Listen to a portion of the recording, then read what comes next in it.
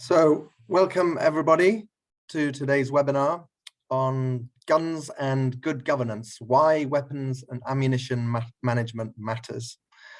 The Code of Conduct lays out commitments concerning the management of weapons and ammunition, and we're going to be tackling this topic during today's webinar.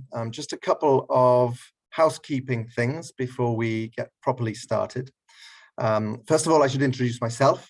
My name is Chris Galvin. I'm the Head of Communications and Outreach here at the International Code of Conduct Association. This webinar is brought to you in collaboration with our partner, the Small Arms Survey, who we'll be hearing a lot more from very shortly. If you can submit any questions that you have using the Q&A module, that will help me enormously. You can submit them at any time during the proceedings. We will have time for questions at the end, and panelists may choose to answer them as we go through as well. So concerning this particular topic, what are the challenges private security companies really face in putting their commitments to responsibly manage weapons and ammunition responsibly into practice, and what are the challenges in verifying companies are complying with their commitments? Well, over the last 6 months, with the support of the Swiss government, the Small Arms Survey in partnership with ICoCA have been investigating these questions to inform the development of a set of indicators that ICoCA will be using to both better assess compliance around these issues by its member and affiliate companies, as well as to provide members and affiliates with guidance on best practice concerning these topics. So in the first part of today's session, we'll be sharing with you the findings of the research and how we're using these to inform more detailed assessment of ICoCA member and affiliate companies. In the second part, we're going to hear from a panel of experts who will give us their reaction, their thoughts and ideas on why weapons and ammunition management in the private security sector matters. But first, to give us a background and an overview of the project, I'm very pleased to introduce Adrian Foster, who is Strategic Project Advisor with Small Arms Survey and the project lead for this endeavor. Before joining the survey, he served in the British Army for 39 years, reaching the rank of Major General. His last 2 postings were Deputy Military Advisor for Peacekeeping at the UN headquarters in New York and Acting Force Commander, Deputy Force Commander of the UN Peacekeeping Mission in the Democratic Republic of Congo.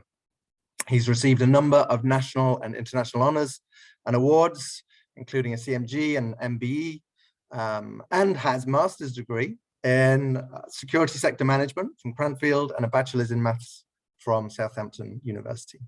So with no further ado, I'm going to hand over to Adrian. Chris and colleagues, good afternoon, good morning, good afternoon, wherever you're watching us from. It's a pleasure to be here. I'll now share my screen.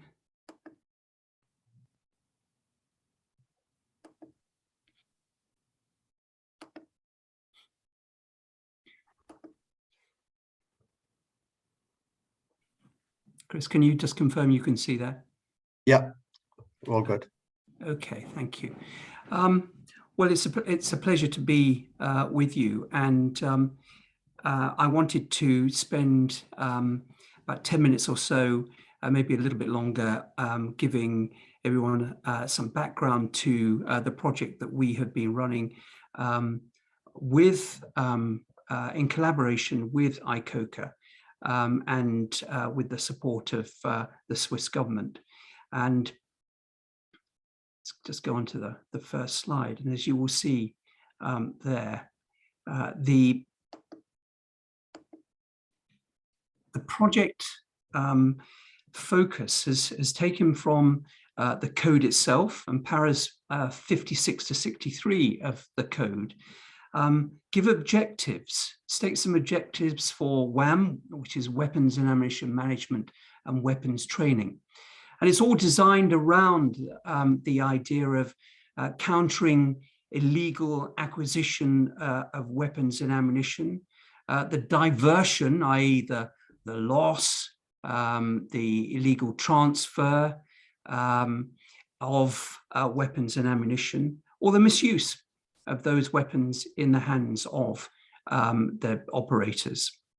But there was a feeling within the ICoCA leadership and elsewhere that there was a need for explicit guidance on the WAM policies and procedures in support of those objectives stated in the code. So they needed fleshing out. And that's where we've come in, because we were invited to work with ICoCA in developing those policies and procedures.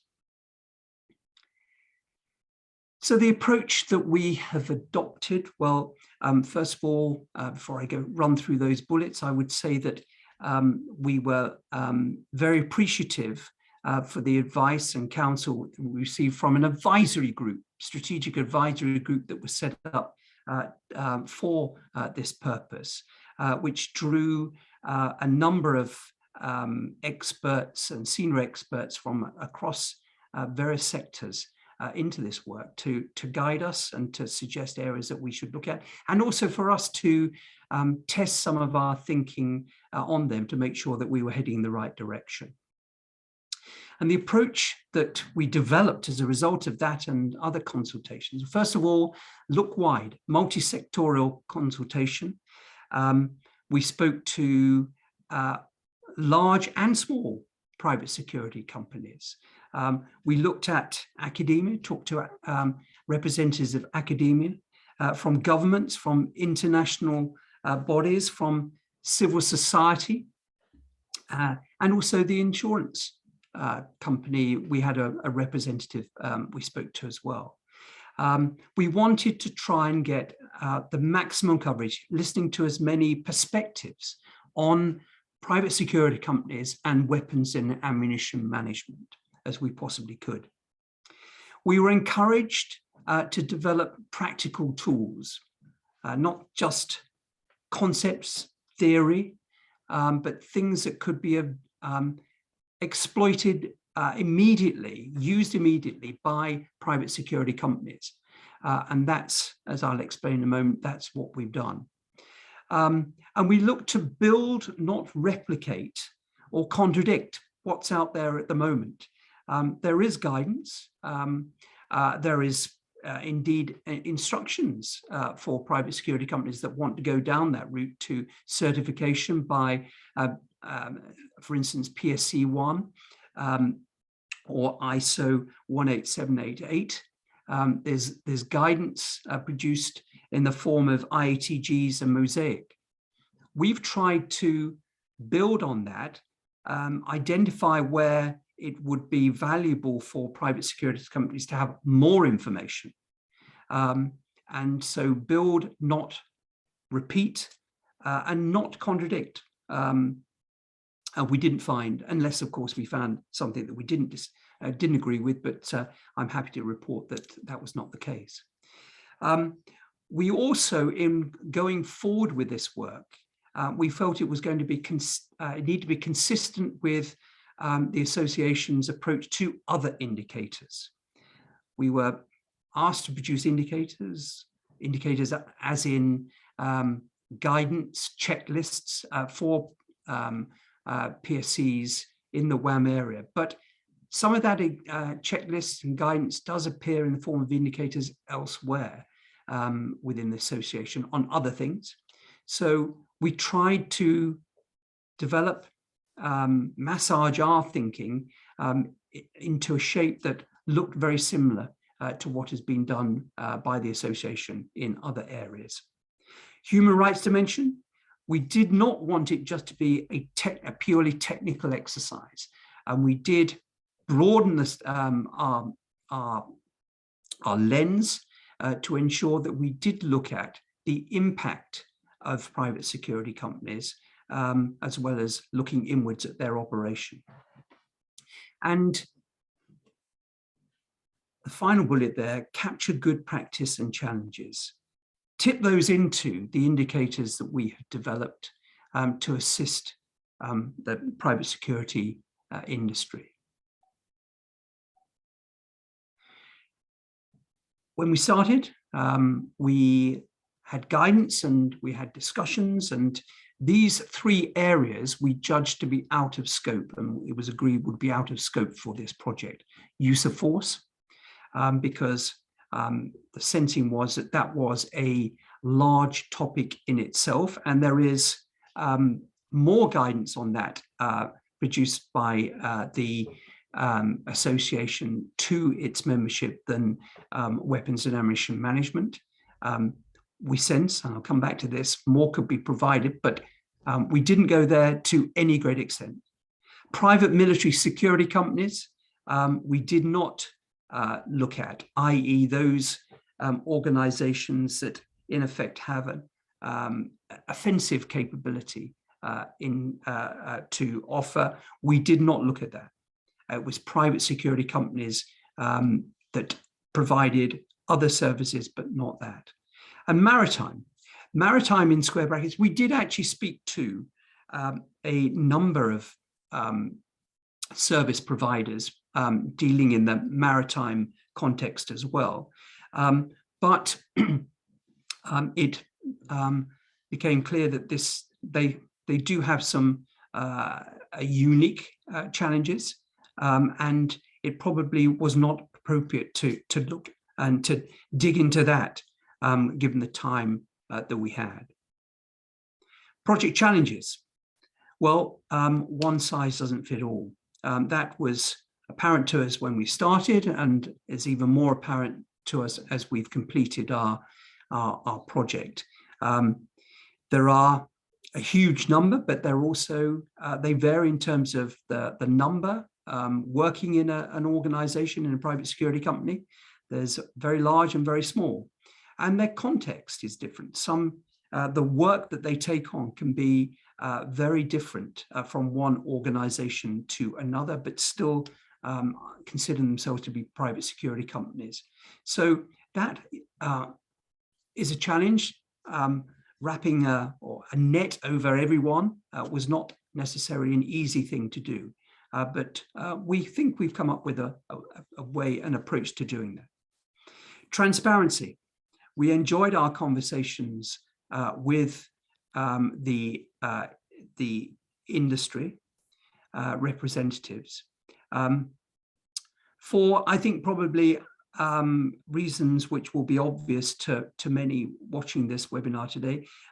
There was a reluctance on the part of some to give too much detail about what they were doing, and indeed, on some occasions, it was they were not necessarily willing, and it's a commercial environment after all, to volunteer where they struggle, some of their weaknesses. Fortunately, we developed quite a bit of trust with some of the interlocutors, and we, as we became more experienced in this, we gleaned more information. But transparency was, and I think probably always will be, some form of challenge in this environment. Reach is another that I just want to flag up, that we are very grateful for ICoCA's support, and indeed we had an ICoCA senior representative on our project team, and Anez, who was fantastic in managing us to link us up to a number of members or affiliates of ICoCA. But leadership, the membership of ICoCA is comparatively small to the size of the private security company industry, and therefore one wouldn't pretend, and I would not want to give the impression that we've consulted huge numbers. We haven't, and one of the reasons for that final bullet is time. We had 6 or 7 months to complete this work, so we've had to be very disciplined in what we've done, who we've spoken to, and how long we've spoken to them. But we've got a good feel for the issues, And I think that's provided us with enough confidence to develop a number of deliverables and to map out how we take things forward in the future. So, results. And here's the first. I talked a moment ago about indicators, and what this is an example, just a page of the indicators that we have produced that we are now in the process of handing over to the association, and they will no doubt be making announcements as to when they will go live in due course. I'm going to say more about these indicators, but just draw your attention, if you can see my little arrow, to this page on the indicators, which talks about level 0, level 1, level 2, and level 3, and then a series of statements there: plan, develop, implement, improve. And here we have a number of suggested activities. So that is, if you like, a typical page in the indicators that we have developed. And we produce 3 sets of indicators. One set of indicators deals with the management of weapons. Another set of indicators deals with the management of material of war. That's a phrase used in the code, and essentially represents ammunition and other associated hazardous material. And then the third set of indicators on weapons training. Each set of indicators, there's about, I'd say, roughly about 8 pages worth of indicators there. A lot, but in our sensing, talking to some private security companies, once we seen them, they felt that it was needed. Within each set of indicators, as I've already spoken about, there's the levels. We talk about levels 0, 1, 2, and 3. What are they? Well, level 0 picks up the non-members of ICoCA. Level 1 are the affiliates. Level 2 are the transitional members. And level 3 are the certified members of the association. And this comes back to the point about how do we develop checklists and guidance that can be of value, not just to the 100+, Chris will no doubt tell us the exact figure, of members of ICoCA, but indeed the thousands of small private security companies who might aspire one day to become members of ICoCA, but for reasons of resource, experience, they're not there yet.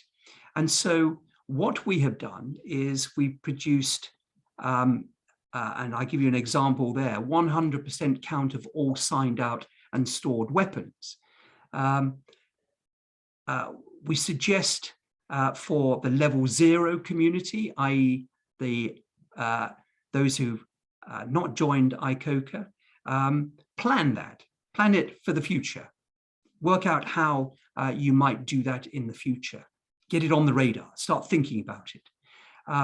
Then with the level 1 community, i.e. the affiliates now, so they've decided to join ICoCA, this is the time to develop their plans for it. Taking it one step further from an idea in the mind to actually starting to put things on paper and see how they could develop that.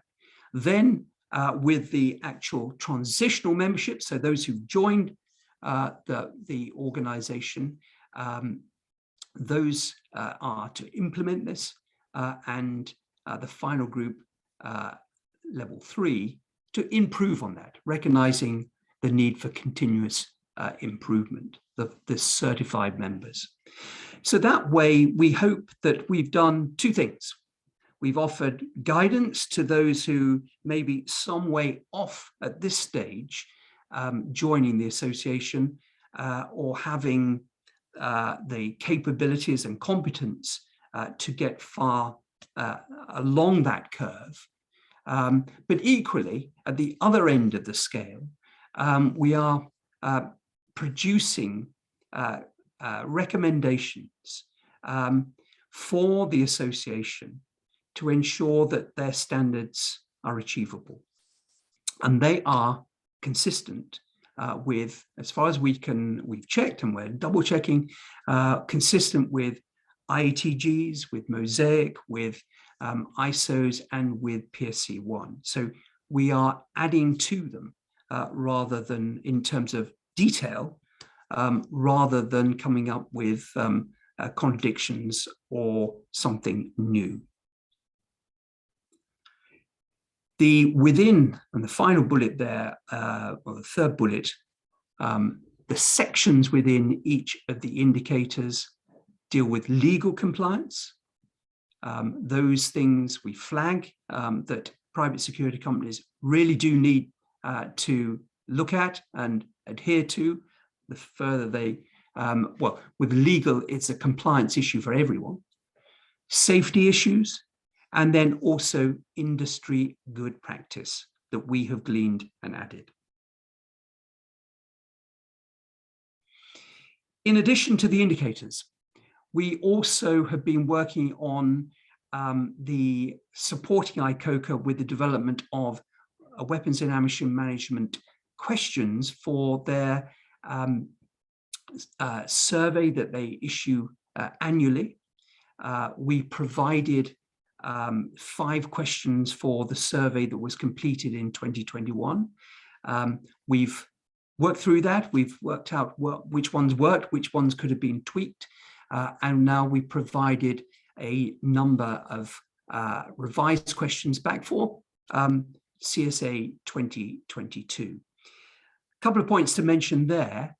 We've wanted to ensure that the indicators sort of stipulating what practices that private security companies should be adhering to, those indicators are consistent with the questions that are being asked in the survey, so that private security companies who do the survey don't think that it's a completely separate and divorced activity. The two are linked, and we've been keen to ensure that that happens. We noticed in the returns from CSA 2021 to the WAM questions that not as much take up by those who responded to maintenance and disposal, not areas that they consider too much. So that informed our work in terms of the in terms of the indicators, but it also made us redouble our efforts in terms of the questions for this year around. And also, there were quite a lot of non-applicables, and we've now drilled down to understand why that might be. And it seems that those who've been answering the survey, if they were asked, when asked the question about the use of force, is there a requirement for you to use force? If they said no, then they were not taken into the weapons and ammunition management section. So for next time, CSA 2022, we hope that everyone will be exposed to all the weapons and ammunition management questions, and we'll get even more valuable information from them. So that's the CSA. We also, in this project, which has lasted just about 7 months, have conducted this cross-sectorial conversations, 33 one-hour conversations with key informants across sectors. And these are some of the takeaways from those conversations. First one, private security companies, those that we spoke to, welcome the idea of more guidance on weapons and ammunition management. A sense that, yes, there's detail there in the ISOs and in PSC1, but it doesn't necessarily go into the how to do it. And we have tried to add that flesh to the bones. Governments, clients, insurers have a role in raising standards. A refrain from a number of private security companies that they like the idea of improvement in standards, but it's a commercial business, and there is quite a lot of this, or some of it would entail resource, and therefore encouragement by clients, insurers would help them to be able to go down this route even more. It's not just the point that we got loud and clear from many or from the private security companies that we spoke to was that it can't just be singly looking at the companies, it has to be with the support of others. And in that connection, limited incentivization at the moment. Yes, those who were in ICoCA did value the point, the commercial benefit in being able to say we belong, we are a certified member of ICoCA, and that does give commercial advantage, and therefore it is an incentive to go along that route of improving weapons and ammunition management. But that's one of the only incentives there. And is there more? And I think they would hope with bringing in governments, with bringing in clients more, there could be. No common training standards, including for training. It was a clear observation. Some companies are bringing experts, training experts, for instance, maybe ex-military, ex-police, and they bring with them their knowledge and experience of what was done in their previous organizations. And in many cases, that's adopted by their own company. But you do find that there is no set standard within those organizations, across organizations. And that's something that we feel something could be done about. Compliance of subcontractors, prime contractors, organizations that work with a private security company. We sense in our conversation that yes, there is an attempt by some companies to ensure that their people working for them or supplying them adhere to the same principles that they are held to by being a member of ICoCA. But some of it, it was admitted, is done on trust. And there's not a lot of checking going on to ensure that subcontractors are necessarily complying with what they're obliged to and what the prime contractor is obliged to do. So more work may be to be done in that area. Maintenance and disposal, I've mentioned it already, gaps in terms of those areas. Looking after weapons, more guidance needed there, and what to do about weapons when they come to the end of their life, or indeed when a company ceases operating, what happens to those weapons then? More guidance needed. Maritime, I said that we didn't deal with it, but we certainly heard a lot about it, and a definite sense. I mean, this is only a snapshot, but someone even said it's the Wild West out there, i.e. Not well regulated at all, and a sense that we got a definite impression that more needs to be done in that area on weapons and ammunition management and setting down standards and monitoring those. And then finally, a lack of clarity on less lethal weapons. The two, in a way, are either merged together, or some organizations don't necessarily think about how weapons, less lethal weapons, how this might apply to them. And a sense that this is something that needs to be attended to. So some recommendations on the final part of my presentation. In brackets, some, because obviously we have others, but I just wanted to flag some of these to you today. Treat as live documents. You know, I've made the point that in the amount of time we've had and the reach, we haven't managed to bring everyone in, or as many as we would like. So treat these as live documents will be a message to ICoCA, the indicators, and continue the consultation with the community to see what works, what doesn't, what advice is valuable, we hope most of it, what isn't, and how things could be refined in the future. Gain consensus on common standards. Touched on it already, but just to amplify that a little bit, for instance, let me give a little example, but we do say in training that individuals should undertake refresher, or what is called recurrent skill at arms training for those who carry and employ weapons. Skill at arms training pertinent to the weapon they use. But we don't specify in those indicators the standard of the skill at arms proficiency that would be expected of a user. And I don't think that exists at the moment, although, of course, in individual companies it would. But how can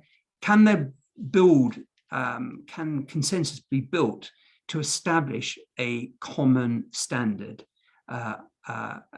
moving forward? Best practices for clients. We heard encouraging examples where clients are inclined to become more involved in checking the compliance of their contractors, private security companies, how they are carrying out their work. But our clients are some of these companies who give a contract to a private security company. Are they well equipped? Are they knowledgeable enough on how to monitor compliance in the weapons and ammunition management area?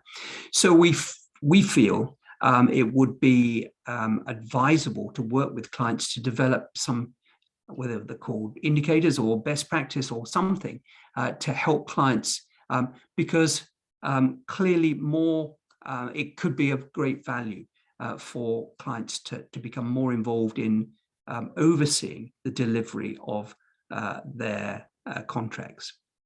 Raise the private security profile with governments is another recommendation. Well, those governments who are responsible for manufacturing and issuing weapons, sale of weapons, those governments, the host governments, the governments who allow private security companies to operate on their territory. There is varying standards, different practices across the board in terms of what host governments allow and don't allow private security companies to do.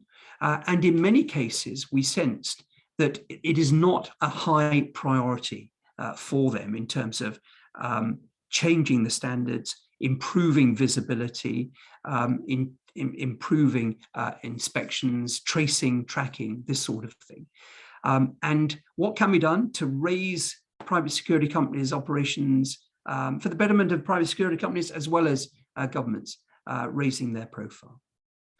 More research on the gender dimension. We did push at this, and indeed, for instance, in the indicators, one of the statements looks at the concern about gender-based violence, domestic violence, and therefore the point we've contained in one of our recommendations in the indicators is for companies not to allow weapons to be taken to private homes.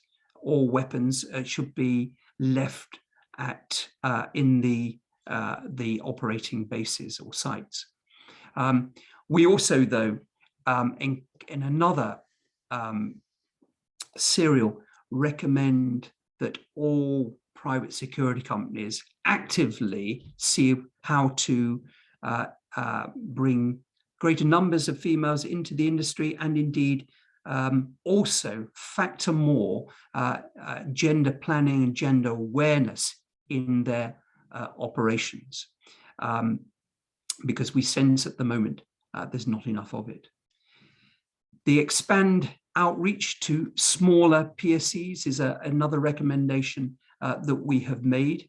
How does the organizer, the association, but others reach down to the very small organizations that are way off this trajectory at the moment of climbing up to certified membership of ICoCA? How to reach them in the form of associations, other organizations, a network, maybe that's possible, but reaching them we felt is important. And then finally, delving further into maritime, as I've touched on, less lethal weapons, how to break that down, get more visibility on the management of them, what's required, and the use of force. Chris, I've rattled through that, and it's still taken a lot of time, but I do apologize for that. But that's my contact details there, along with our colleague Inez in ICoCA. And of course, if there's no opportunity today to have conversations with colleagues who might be watching this, nevertheless, please, we would welcome them reaching out to us via email. And I think, if I may, I'll leave it there. Well, thank you so much, Adrian, for that very comprehensive overview. It's incredibly helpful. I just want to touch on one question that came in, which is quite technical. Time is pressing, so you have to be very quick, and you have touched on this in your presentation, but the question is, what did you find missing in ISO 18788 or PSC1, if anything? Yeah, well, I don't think it was so much what was missing, other than what I've said about it's the need to go further with the information. It's adding flesh to the bones. It was a constant refrain that the ISOs, PSCs, they take us so far, but we would like to know more about how to do things. So there's lots of what you must do, but how do we do it? And therefore, we've taken the indicators to that level, whereby people can pick them up and say, I now understand how I might be able to do that. Fantastic, thank you. Well, don't go away, because you know, we may call on you during the next part of the discussion. But I would now like to turn to our panel discussion. Now that you have heard that, I'm going to kick off the panel discussion today really by asking each panelists to talk for 5 minutes or so to tell us from their perspective why weapons and ammunition management matters. To get us started, I'd like to turn to the Swiss government, who both initiated and supported this project. And so I'm very happy to introduce Martina Gasser, who is Head of Export Control and Private Security Service Section at the Federal Department of Foreign Affairs of the Government of Switzerland. She was previously Deputy Head in the same division, which is responsible for the implementation of the Swiss Federal Act on Private Security Services provided abroad. Before joining FDFA, she was a legal officer in the White Collar Crime Division of the Swiss Attorney General's Office. She holds master's degrees in law from University of Bern and from the Geneva Academy of International Humanitarian Law and Human Rights. So Martina, from the perspective of the Swiss government, can you tell us why weapons and ammunition management matters? Well, first of all, thank you so much for this important discussion, and also to Adrian for his introduction and all the work that you and the team of ICoCA have done in this project. We think it's extremely important. I'm going to go a bit more into why Switzerland thinks this topic is so important. So Switzerland has a long-standing expertise in the safe and secure management of weapons and ammunition. We're an active player at the policy and normative levels and via our operational support to partner countries. For instance, Switzerland undertook a political initiative in Geneva in 2015-2018 on the safe and secure management of ammunition, aimed at bringing the issue to the international agenda. This contributed to the UN group of governmental experts 2020-2021. We serve also as a champion of Action 22 on weapons and ammunition management of the UN Secretary General's agenda for disarmament. Beyond this sort of technical approach to weapons and ammunition, we also aimed at building bridges between the topic and broader issues such as conflict prevention, sustainable development, and human rights. It is by embedding weapons and ammunition into broader efforts that we are more effective and achieve more sustainable outcomes. In addition, as you most know, Switzerland has also prioritized the regulation of PMSCs, and there sort of come two topics together that are very important to Switzerland. As you may know, we are very active both in the ICoCA as well as within the Monterey document. In order to not only talk the talk, but also walk the walk, in 2015, Switzerland has also implemented a national regulation regarding private security services provided by Swiss-based companies abroad. This act, for which my entity is responsible for, implements a declaration requirement for all security services provided abroad. Companies that provide such services have to prove that they have adequately, among other things, they have to prove that they have adequately trained their staff. Regarding the training, we have issued some guidelines that's already a little bit older now. What topics have to be covered in such training? However, when looking at this guidance, we realized that it covers mainly questions such as, for example, the use of force, which is obviously a very important question, but the safe and secure storage of weapons is only mentioned in a side note, and we don't have very in-depth guidance regarding this question. And it's also sort of a lack of really hands-on experience, because we are, as a regulatory authority, we are not looking into, and also we are not able to, because those companies, as said, are operating not in Switzerland, so we don't have the ability to go there and look for ourselves. So it's important for us to get more information as to what companies should actually do with regards to weapons ammunition storage. In addition to all of these companies have also to be member of ICoCA. And as I said, since we don't have the ability to check, we very much rely also on the oversight mechanism provided and the guidance also provided by ICoCA. And that's also why we think this project is important for us. And then additionally to this, the Swiss Act also requires companies that are hired by Switzerland, so Switzerland as a customer, for example, to protect embassies and so on, to be member of ICoCA. And there again, we have the customer point of view, where we also rely on the guidance provided by ICoCA. So from this perspective, this project that is under discussion today is very much in Switzerland's interest, from a regulatory perspective, a customer perspective, as well as a concrete example of our comprehensive approach to weapons and ammunition. I hope that is sufficient for the moment, and I'm happy to answer, obviously, all questions that you have in this regard. Wonderful. Thank you so much, Martina. And yeah, we will be coming back to you. I want to turn now to get the industry perspective on this. And so I'm happy to introduce Liam Kelly, who is Chief Operating Officer of G4S Risk Management. Liam served for 25 years in the British Army, mostly with the Royal Marines. He's been with G4S for over 10 years, having joined the company on leaving the military in 2011, and has various roles, which have included Group Risk and Compliance Manager for G4S Risk Management, where he was responsible for Afghanistan, Iraq, Lebanon, Mali, and South Sudan, as well as being Managing Director of G4S Secure Solutions in Afghanistan. So Liam, you've worked your entire career with weapons and ammunition. Can you tell us from your perspective why responsible management of both matters? Yeah, Chris, not a problem. And beforehand, I must correct something there. I was in the Army, not Royal Marines. It was 3 Commando Brigade, Royal Marines. I'd hate Royal Marines to start throwing things in the air. I apologize. I have standards. However, I'll make a note. Going on, yes. Why it's important that weapons and ammunition management matters are important to a private security company. They're fundamental in our success. They are a reflection of our quality operational standards. They also demonstrate to clients, etc., the levels, robustness, and quality of our governance and compliance controls that we operate within a business.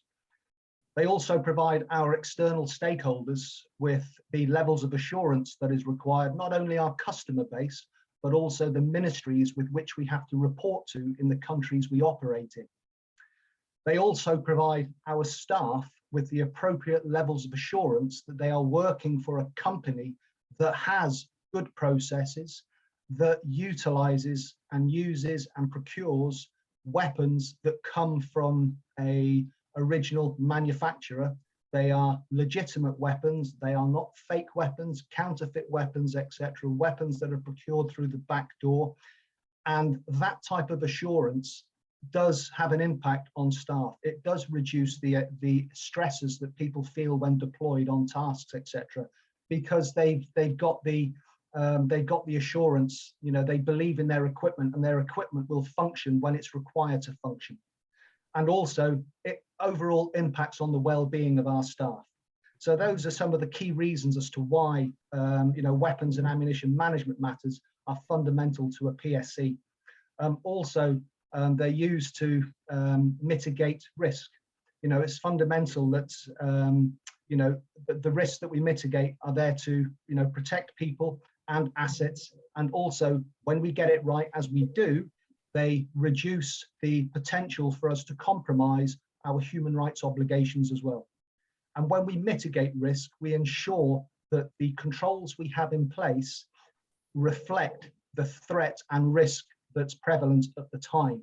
So when we issue weapons, for example, there is a risk that is there that's maybe not be immediate, but it's there and it's prevalent.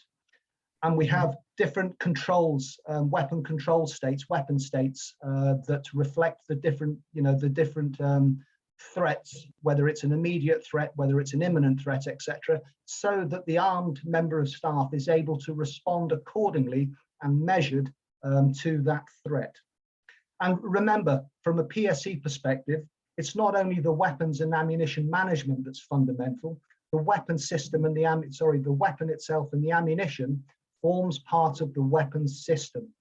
The other elements of that weapon system is the sighting system that's used on the firearm to ensure that when a round is released from the firearm, that it is going towards the intended target, so that the sighting system is a original manufacturer's equipment sighting system. It's not a sighting system that's been purchased off of eBay for airsoft type weapon systems. So it will function under full bore ammunition, high quality ammunition that's been fired through the system. It won't just fall off of the weapon system. And also the most important part of the weapon system is the person, making sure that the person that is employed is fully vetted and screened, fully trained, has all the experience required, etc., and that training is ongoing throughout the employment of that individual. So those components make up the weapon system. But for us, if you've got good procurement processes in place where you can guarantee the quality of the equipment you're having and it's procured legitimately, where you've got good firearms and ammunition management procedures in place, it reinforces success that's underpinned by quality people, and it creates the conditions for success and gives the client the level of assurance and levels of satisfaction that we always look to deliver. High quality services delivered by a professional PSC. And that's Great. it. Great, thank you so much, Liam. So the weapons is part of a system, and the most important part of that is actually the people behind it. I want to turn now to Eric Mongelard, who is Human Rights Officer with the Office of the United Nations Office of the High Commissioner for Human Rights. Eric is a lawyer by training. He studied law at University of Montreal and the University of Geneva. Before joining the UN in 2006, he was with the ICRC. He's worked at the UN Office of the High Commissioner for Human Rights on and off for the last 15 years. So, Liam, when it comes to human rights, why does weapons and ammunition management matter to you? Thank you, Adrian. Well, first, before getting really into the particular issue of weapons management, I would just like to give an overview about why, first of all, PSCs are of concern for human rights. And I apologies to those that might not agree, but I might also use the term PSCs or PMSCs to take the terminology used in the Montreux document, because just as a point, while the indicators may be directed at PSCs, only PSCs operating in certain contexts may be brought into becoming involved in the hostilities, for example, if they're guarding a military objective. So the distinction for us is not necessarily as clear cut, and because PSCs could be involved in activities that would be more qualified as activities as private military companies. So for us, it doesn't really matter. So of course, there is this capacity, because PSCs operate in a number of complex, well, in peace settings, they operate pretty much everywhere and have the potential of affecting human rights of people they would interact with. So of course, in complex situations, for example, you have a lot of PSCs that operate in Afghanistan, Iraq, Syria, and expanded recently across the Middle East and Sub-Saharan Africa. And they perform multiple functions, and some of them raise human rights questions. Might it be with regards to allegations that some PSCs may have participated directly in hostilities, repressed local protests, or protect economic interests of large-scale infrastructure and extractive projects. And so while PSCs often contribute to maintaining peace and security, including by safeguarding human rights, they also have the potential to violate human rights and IHL. And there are some reports, well, there's recent and also less older reports, so I won't get into all of that PSCs may have been involved in war crimes or potential violations of human rights, for example, in Libya, Yemen, in Latin America, associated with human rights abuses in the context of extractive operations, including allegations of involvement of silencing human rights offenders, and also allegations of individual PSC employees being involved in sexual violence or violations against or abuses against children. Now, it comes without saying that most of these violations would have been impossible without the availability and use of weapons. And part of the major issue from a human rights perspective is impunity for such violations. And in particular, if you look, there has been a study by the working group on mercenaries, looking at national legislation, and which identified really the accountability and oversight of the actions of private security companies and their employees, including with regards to the management of weapons and use of force, identifying that as a major concern. And that was looking at the national legislation, and especially in some contexts, the weakness of the national legislation of some territorial states where the PSCs are operating. Therefore, I mean, this really underlines the need for effective standards, accountability mechanisms that remain high on the agenda. In this context, it's important to highlight that we can take into account lessons learned and good practices from the security sector reform processes in state actor contexts, while adapting it to the specific elements and status of PSCs. And why, one of the reasons I say that is, while you might have very well developed standards and guidelines or even norms, if you look at state actors, even where you have very well developed and clear standards, implementation and accountability is key for the respect of these norms and their effective implementation. Now, very quickly, with regards to the particular issue of management of weapons, given the large-scale acquisition, possession, transfer, and use of weapons by many PSCs, it's critical that the industry abide by good practices in weapons management. OHCHR has prepares biannual reports to the Human Rights Council on civilian acquisition, possession, and the use of possession, and use of firearms, and highlights the human rights impact on, for example, the right to life or personal security. Civilian possession and use of weapons is used to facilitate the commission of a wide range of human rights abuses, and firearms violence has severe consequences for the enjoyment of economic, social, and cultural rights. The main issue here is diversion of firearms and ammunition.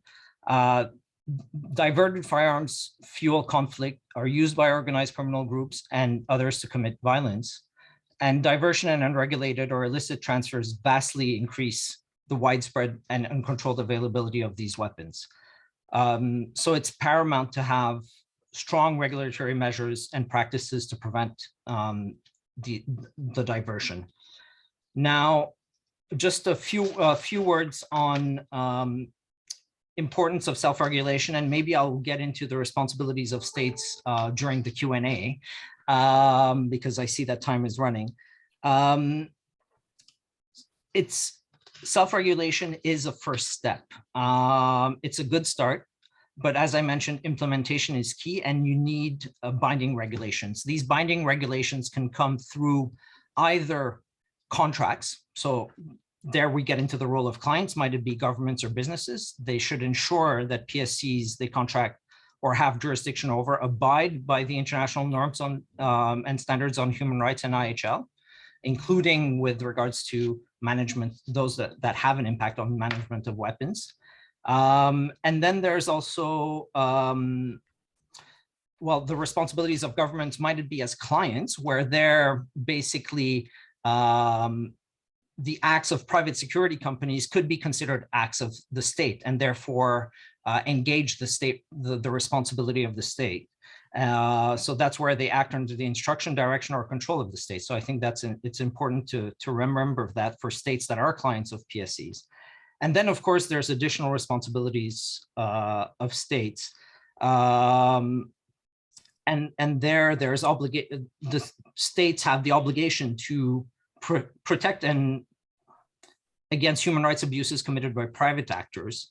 And that includes taking reasonable steps to investigate, punish, ensure reparations, but also to put in place regulations and laws that would regulate the acquisition and the use of weapons by private entities, including private security companies.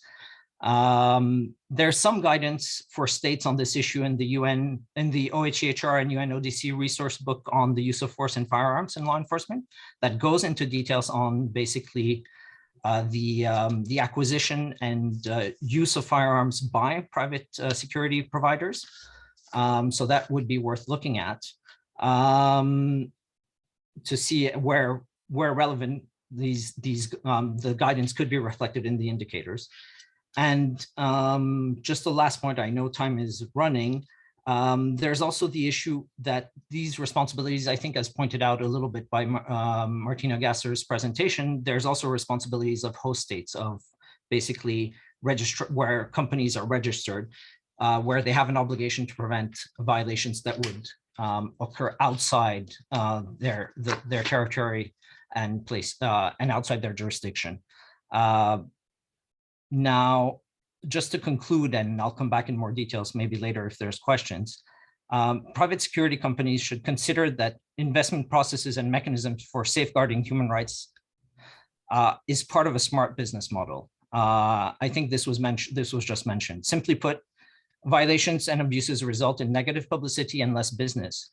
And more there's pressure on clients to demonstrate respect for human rights, might it be private clients or government clients.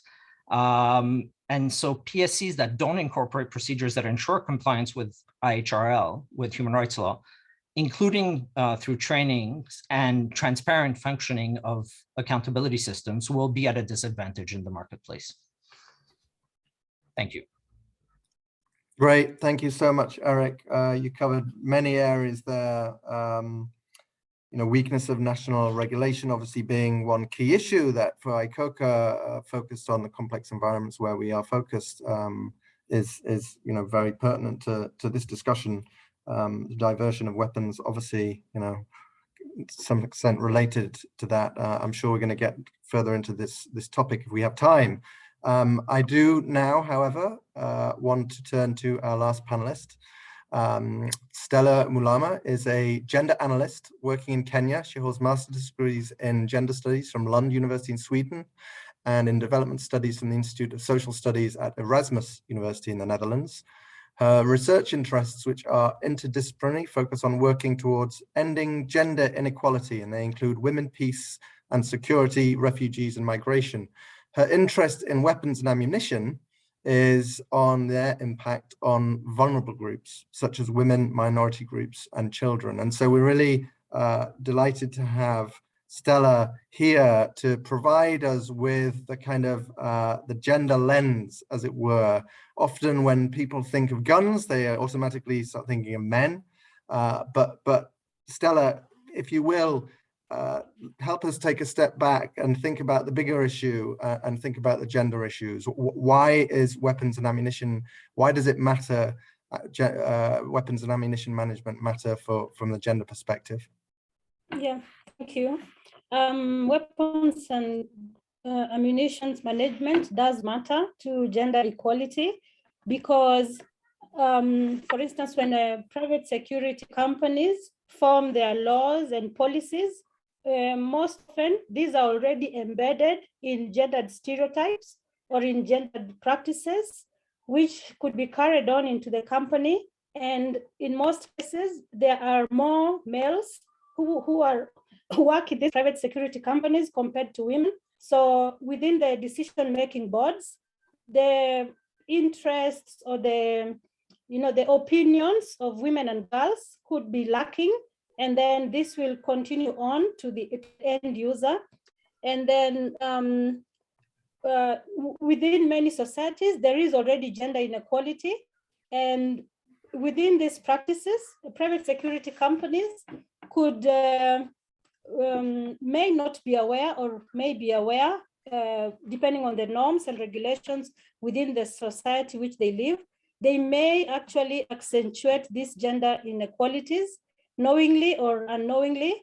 And so when our interest would be, for instance, in the indicators that were presented, that there are gender-specific indicators which actually show that the personnel were trained to, to take care of gender-based violence or to protect women or to have women in every operation, so that there are issues, for instance, rape, that they can talk to the women and the girls, and that they can also report those that are outside their jurisdiction. Yeah, I'll just make it short and then take the question and answer session. Thank you. Fantastic. Thank you, Stella. There'll be much more to say, I'm sure. So look, I want to kind of open it up a little bit. And first, I want to kind of consider the risks, human rights risks, but other potential risks of the mismanagement of weapons and ammunition. And so, Liam, from your perspective, what do you see as the biggest risks for your company and the broader community where you're operating? If we look at it from a strategic perspective, the biggest risks to the business is the loss of reputation, the loss of contracts, and the loss of revenue. But if you look at it from a tactical perspective, it's the harm, the potential harm that could be done to people through the misuse of those weapons. And mostly, I'll cite some examples, etc. But generally, you know, the misuse of weapons when it results in harm tends to be when people are not carrying out their drills correctly with firearms, resulting in unintentional discharges. Now, the common cause, the root cause generally for unintentional discharges is in reality complacency. It's where processes, you know, two people checks, the buddy system, when people are going through weapons drills at the loading, unloading bay, etc., are not happening appropriately, resulting in a round being discharged with the potential then to cause harm. Other incidents that have occurred over the last 10 years, etc., you know, with the mismanagement of firearms, dare I say it, surrounds alcohol and drugs. You know, we've had instances in Iraq where, you know, people have been murdered through the misuse of weapons and ammunition. They haven't been controlled correctly, and individuals have been under the influence of alcohol. You know, there's been, I said, there's been murders, but there's also been suicides as well. So my, you know, our company, we take a completely dry approach to hostile environments and working overseas. If there's any, you know, weapons and alcohol do not mix. And it's, as I said, our company policy is it's a dry policy. It's a dry policy, dry contracts, no alcohol to be consumed from the moment an individual leaves their home, flies abroad, and then when they're returning home. So my advice to customers, to clients would be, as you're going through your procurement processes, etc., have a look at whether you're going to impose upon your security provider the requirements, contractual requirements for them to be dry, or if not dry, then ensuring that they have good quality controls in place to make sure that, you know, the opportunity for alcohol and weapons to be mixed doesn't occur. So if an individual is going to go and have a beer when he's relaxing, then the quantity of beer that he's having is controlled, but also that an individual who has a weapons card, when he returns his weapon into the armory, he is then given his weapons card. And then when he goes to purchase a beer, for instance, he then has to show his weapon card to the person that is providing the alcohol, so that that individual knows that the individual's weapon is in a secure environment. And also the person who's doing the scheduling of tasks, etc., knows that individual has a downtime, so that there is a, you know, up to 12-hour soak period where that individual is not allocated to tasks to ensure that he is free from the effects of alcohol or going on task, etc.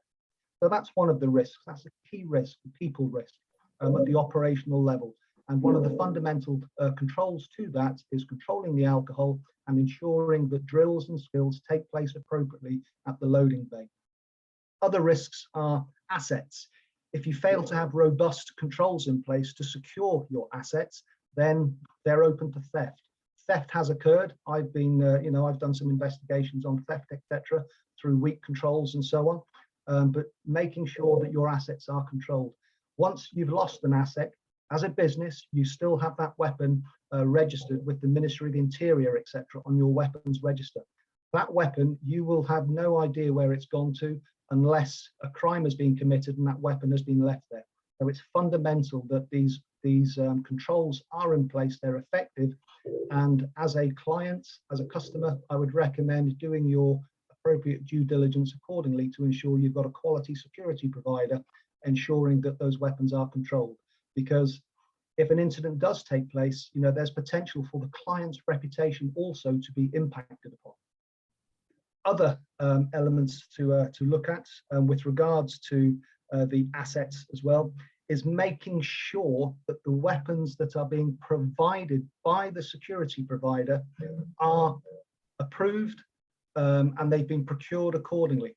I've seen contracts, commercial contracts, where weapon systems that have been used on that contract, on the handguard of the weapon system, it is clearly stamped property of the United States government. Now, a weapon system that has that stamped on it is a weapon that should only be used on diplomatic contracts or DoD sponsored contracts. If that weapon appears on another non-DoD associated or diplomatic contract, it means that weapon's either, the traceability of that weapon is compromised. And for me, that brings into question the actual, security company providing the services. That would raise big red flags for me, I'm afraid. And as I said before, the key thing from a strategic perspective for a PSC is the reputational risk. If you haven't got processes in place that are robust, if you haven't got the monitoring and measuring processes in place where you can guarantee, or as best guarantee, you're providing quality services to your customer and you're not retaining your customer's level of satisfaction, then any mismanagement will have an impact on your reputation. And as for a PSC, ultimately, that impact on your reputation will impact on the number of contracts you maintain, the appetite for other customers, potential customers to do business with you, and the longevity of that security company operating in that environment. One other risk I forgot to mention there was if you do have any mismanagement activities or non-conformities occurring in country, then if you have weapons that are stolen, or if somebody is has been under the influence of alcohol and they've been involved in an incident surrounding firearms, etc., then you are obliged and you have to inform the local authorities. The local authority could remove your operating license, and that is a key operational and key strategic risk as well. So it's fundamental that quality security providers ensure that they've got all those appropriate controls in place to ensure that they maintain their reputation and that they maintain clients' levels of satisfaction whilst ensuring safety and zero harm for all stakeholders. Great, thank you. Eric, give us a different perspective on this, from more the surrounding community perspective, from a human rights point of view. What do you see as being the kind of potential risks and impact of mismanagement of weapons? I mean, I know you've already talked about diversion and maybe go into a little more detail on that. Thank you. Well, I don't have much to add. Really, the major risk in the mismanagement of the stock, let's say stockpiles of weapons and ammunition, is really, well, one of them, the major one, is diversion, that these weapons end up with wrong people or being misused. The other risk, we've seen, for example, in academic articles, references to where PSC employees are allowed to bring their weapons home. There's been references, for example, of a survey in Israel where there's increased domestic violence with use of weapons when PSC employees are allowed to bring their weapons home, don't have to check it into the armory, for example, when they finish their service or basically their shift. But then the real risk is, from a human rights perspective, is the misuse of weapons. It's not necessarily this mismanagement. And there, I know it's not necessarily the main issue of this webinar, but it is, as was mentioned in Adrian's presentation, it is one thing that needs to be addressed perhaps more in details, and looking at and there it's also looking at the issue of accountability and transparency. Training has been referred to, but it's not only training of those that use the weapons, but also for managers that need well, first of all, refresher trainings for users, that's been mentioned, but also trainings on planning and accountability. For example, what has just been mentioned by Liam on the planning, for example, with regards to mixing of alcohol and weapons, to avoid that, but you have planning in other, to avoid, for example, misuse of weapons, planning in terms of rules of engagement, or when weapons are allowed to be used. So training extends to also managers and people in positions of responsibility in PSCs. So I think the risks are really there. Other risks with regards to the management, and which the indicators seek to address to a certain extent, is with regards to the reporting. So yes, there is, for example, indicators on the checking out and checking in of weapons and ammunition. I think that's key, for example, with state security forces, that when they leave, they come back to the police station, where you have, for example, in Switzerland, you see on the ammunition clip, you have like a barcode for each officer that's issued, so that there's a tracing of basically each single bullet that goes out of a police station and comes back.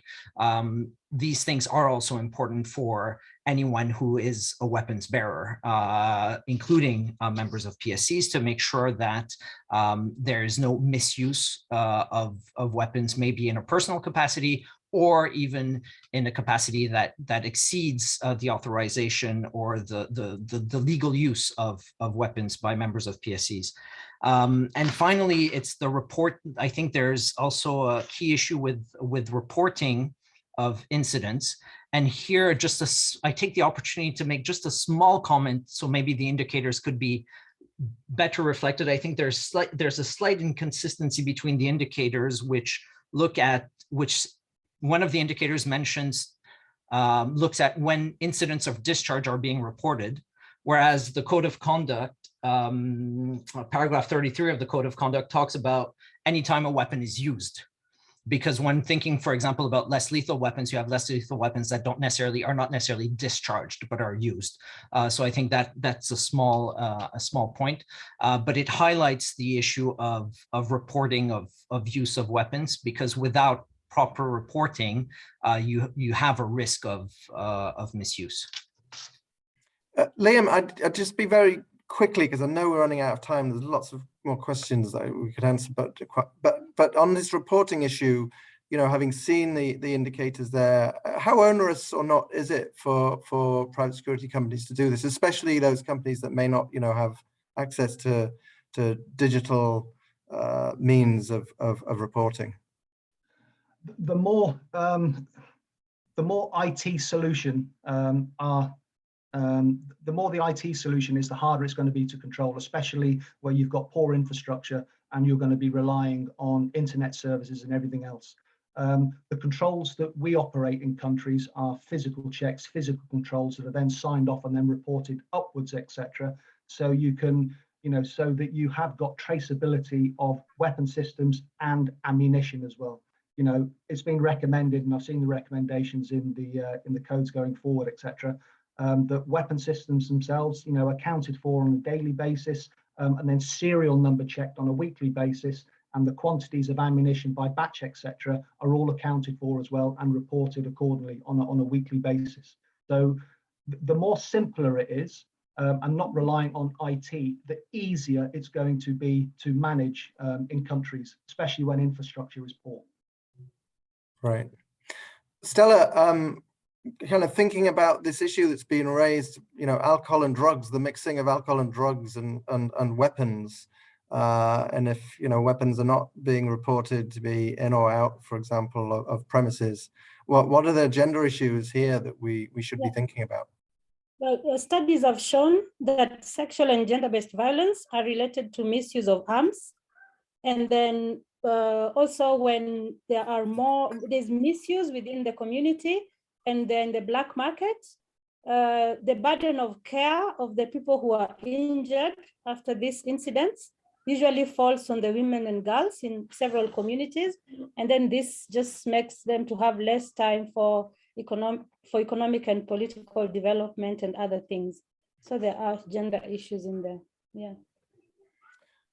So I want to now turn to the kind of regulatory frameworks that are in place to support responsible management of weapons. And Martina, I'd like to turn to you first on this one. Do you see that the regulatory environment is tight enough? Or give us a kind of an overview of the landscape, if you like. Well, first of all, I hope that I'm able to do this. I think Adrian already gave you some background as to what's out there. From, let's say, on a state level, there's a lot going on, and I think that might be helpful also to share that. So the International Technical Ammunition Guidelines are a comprehensive and practical set of guidelines that were developed in 2011 to help states improve the safety and security of their ammunition stockpiles. It is built as 3 ascending risk reduction process levels to consider the realities and capacities of different contexts. And in this process, Switzerland has contributed actively to the development of these guidelines. And it is of particular relevance to our discussion. We supported the drafting of the UNIDIR guidance on utilizing the guidance in conflict-affected and low-capacity environments. This document offers practical advice and guidance on how basic ammunition stockpile safety and security can be immediately improved, and on the ways risk can be reduced in ammunition facilities. And then the UN General Assembly has further just recently created a mandate for an open-ended working group to look further into this question, also to give more feasible or more concrete guidance. However, as I said before, these guidance are mainly geared towards states and state entities. I mean, Switzerland, we did have incidents of ammunition going off inadvertently, and so this is maybe also a reason why we're looking into this particularly, and also we think it's important to look at this question on a state level, because a lot of ammunition stockpiles are basically in the hand of the state. With regards to private actor, I believe there is unfortunately little specific and practical guidelines. I think Adrian already answered the question of if the ISO standard or PSC1 already gives enough guidance in that regard, but there's little concrete guidance. As already mentioned, the International Code of Conduct does mention the management of weapons, and also the Mongelard document has good practices on that question, but they're also not very concrete. They mention that this should be, and it's also geared towards states, that there should be appropriate weapons and ammunition management, but it doesn't go into great detail. So again, I think there's a certain lack. There is a lot going on a state level, on an international level, among states to go to regulate this better. But I think there's also a need for a more immediate effort on the private side to be able to tackle this question, as and also to answer to this very immediate threat to human security that is really coming from inappropriate and a lack of management of weapons and ammunition. So I just want to, with that in mind, I want to quickly turn, and Adrian, I know you had your hand up, but just a quick segue to Liam there, because one of the things Eric mentioned in his presentation was the importance of the contract between client and security provider, as it's a legal contract. So Liam, from your perspective, how can these contracts, how can they be tightened up, and what are the, at the moment, are the pitfalls in how clients and providers are drafting these contracts and the processes in place? Yeah, to start right at the beginning, in order to get it right, we need to get it right from the off, and that starts at the procurement process with the potential customer client. Currently, in a lot of bids we see, requests for proposals, ITTs, we see the mobilization period generally about 2 months to stand up a contract and transition from one provider to another, which is fine if that company has weapons and firearms and ammunition already there surplus in country to support another contract. Or if a business is about to start up in that area and is bidding on the contract, they will not have the time to legally procure the weapon systems to furnish that contract in that stand-up period. So what I would recommend initially, to get it right and to support good governance and to ensure that black market routes, etc., where some companies may utilize are a big no-no, is I would recommend that companies first have a look at what are the possible constraints that their potential security provider may face when procuring weapons, ensuring conformity with ICoCA regulations, export control requirements, etc., and look at having a lead-in time for mobilization of 3 to 6 months to ensure that the weapons that are being procured through an approved, authorized route, and there's full traceability, and there is no underhand black market activity going on to ensure weapons are on that contract from day one of contract. So that's the first thing I would recommend. The second thing I would recommend is to ensure the customer, client, etc., is able to carry out appropriate due diligence on their suppliers to ensure that the supplier's armed staff have been vetted and screened accordingly, and that the weapons and ammunition management requirements and procedures, etc., in place are robust and in accordance with 18788, etc., which people can use as a template to carry out, a second-party audit, etc., on a security company. Or, if you don't have the experience, then it doesn't take much to gain a bit of that experience to be able to then go and do a spot check on your security provider. But the best thing to do is not to be a customer and a client, but try and work together. And that way, collaboratively, that increases the standards, and overall it increases the well-being and the safety arrangements on that contract. The key takeaway from me is look at the procurement process, ensure the timeline is sufficient to enable the legal procurement and approved through an approved route to get those weapons into country. And I assume many of those kind of export control requirements are going to be that much stricter for many of the countries where we're talking about. Yes, I mean, I know, it takes a while, it takes between 4 to 6 months, between 3 and 6 months to get weapons into Somalia, for instance. If you are not a diplomatic entity or a DoD type entity. If it's a commercial entity and you get an end user undertaking signed off by the Ministry of the Interior, etc., inside Somalia, it can take about 3 to 6 months. However, you could go down the black market route in country and obtain an AK-47 weapon system with an approved license in country for about $500. So those are the issues that that PSEs face on the ground. Those are some of the things that may happen on the ground with some PSEs, etc. But in order to get rid of those practices, if the customer base, if the clients, etc., could look at the procurement and put a decent timeline in there to enable a quality mobilization period, then that would do a lot to stop those type of activities taking place. The main message there, plan ahead. Adrian, you had your hand up, and I've noticed we are now on time.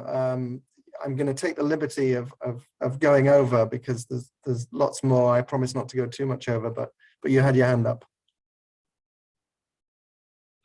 Yeah, well, thank you, Chris. I'll be very quick because some people will want to be sort of wrapping up. But Martina mentioned about the IHGs, and I just thought it's worth emphasizing the point, and this is probably gives the context.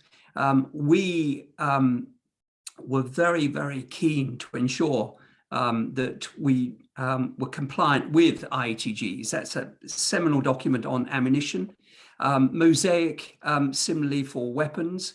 But seared in my memory is the comment of one private security company, a smaller private security company, when they saw our indicators and said, for us, normally, operationally, commercially, that's going to be too much information, what we were providing in indicators. Now, if you look at the ITGs, it's volumes of information, and therefore reduces the likelihood that operators, private security companies will look at it. So what we try to do is tailor something that is reflective of IHGs, Mosaic, PSC1, ISOs, but is directly relevant to the private security companies, that they can pick up and look at that and use and very quickly use it. The other point I just want to pick up, because I see some of it's been on the chat line.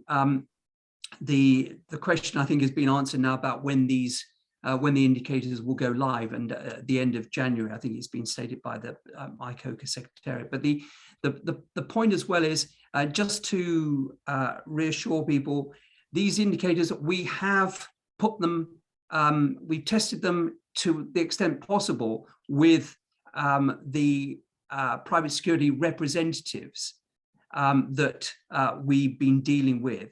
But the next stage will be to develop them further through, as I've been saying, they are live documents. And so in due course, they will need to be refreshed, that as any respectable document will be. But we have confidence from our own expert knowledge, but also from the feedback we've got so far, that these are usable and will be usable when they go live.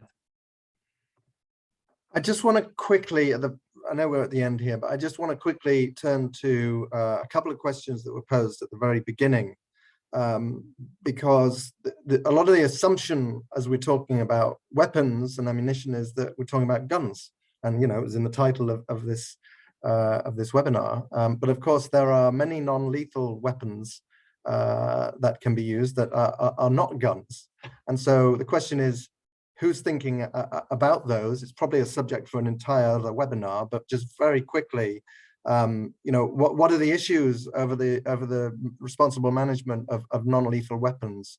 And I'm quickly going to go in order. Liam, if you could go first. Yeah, no problems, Chris. First off, it's going to be the more pieces of equipment, the more weapons that an employee has to be familiar with and utilize, the more training it's going to take, the more continuation training it's going to take, the additional burden it's going to be on logistics and on ongoing management activity, etc. So the increased number of equipment that the individual has, it's going to have a big trail on it that's going to have to be managed. That all comes down to cost as well. So it's all going to have to be priced into the contract and so on. Some of the things that I've come across in RFPs, etc., is for PSCs to use tasers and so on. But as we know, PSCs, etc., a taser is an instrument of torture for a PSC. You may be able to use it as police, etc., authorized to use it, but for private security companies, etc., we're not permitted to use tasers. We are civilians, etc., and so we don't use tasers. So I've seen those in RFPs, prominently from the EU, and also different types of ammunition, hydroshock ammunition, which has a different characteristic, meaning that it reduces the potential collateral damage because it's not full bore, full metal jacket ammunition, so the bullet penetration is far less. However, it creates greater damage on impact. So there are quite a few significant things that need to be thought about when looking at non-lethal means, etc., because there is going to be a much increased burden on the private security company, and that is going to increase the training burden and increase the overall cost, which is going to be passed to the client. Thanks, Liam. So, and Eric, from the perspective of OHCHR,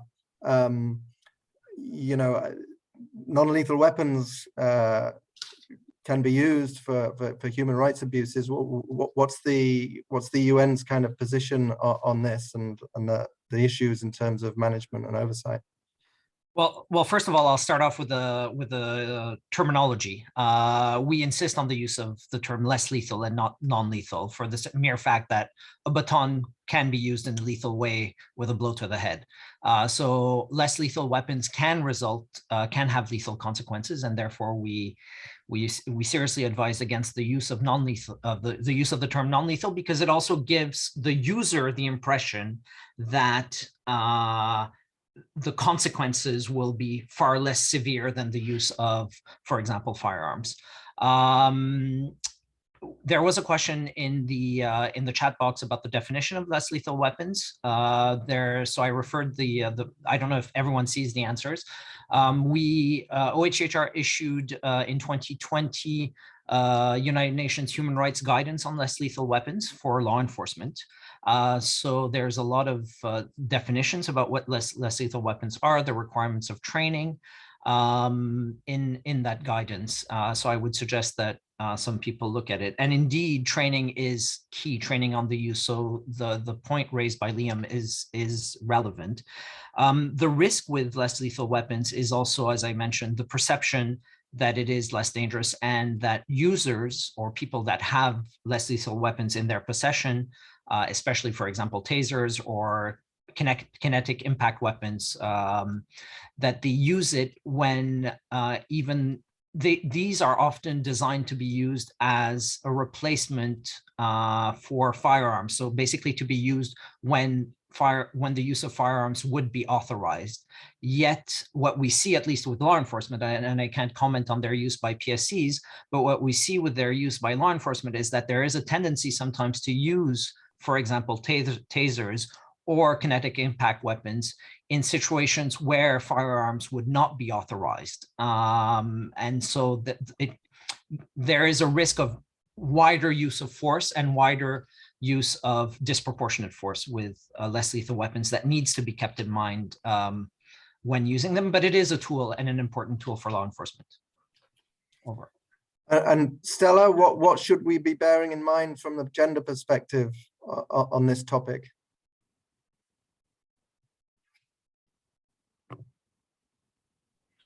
Well, in the use of less lethal weapons, we could bear in mind what I've already said, the sexual and gender-based violence, and then, of course, the long-term effects of torture on women or being hit and things like that. Yeah, and also for children.